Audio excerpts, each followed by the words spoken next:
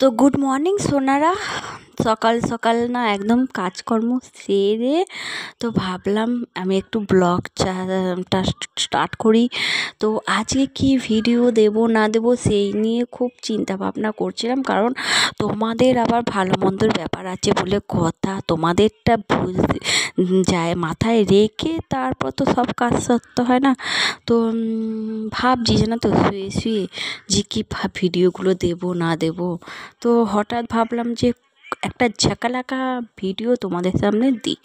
তো সেইটার জন্যেই রেডি হচ্ছি, যাতে খুব বাম্পার একটা ভিডিও দেওয়া যায়।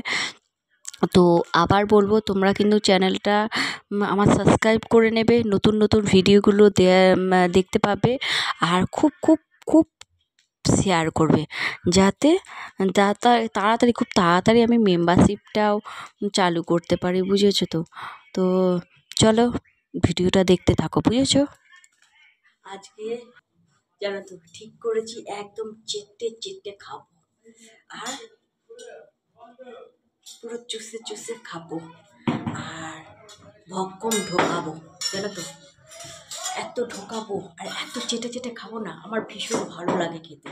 আর শীতকাল তো, শীতকালে চেটে খাওয়ার মজাটাই আলাদা, আর ঢোকানোর মজাটা তো আরও আলাদা, বুঝেছো? তাই বেগুন দেখছো তো, আজকে এই বেগুনটাতে আমি রসুন ঢুকিয়ে লঙ্কা ঢুকিয়ে ভালো করে পোড়াবো, আর রুটি দিয়ে চেটে খাবো, চেটে বুঝেছ তো? দেখতে থাকো ব্লগটা। আজকে না ভক্ষম ঢোকাবো, দেখছো? সরি বেগুন,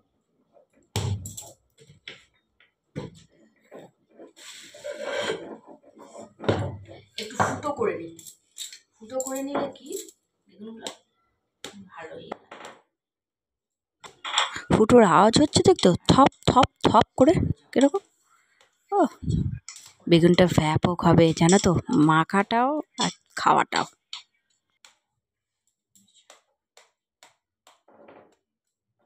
পোকা আছে বেগুনটার মধ্যে, না পোকা আছে মনে হয়, জানো তো?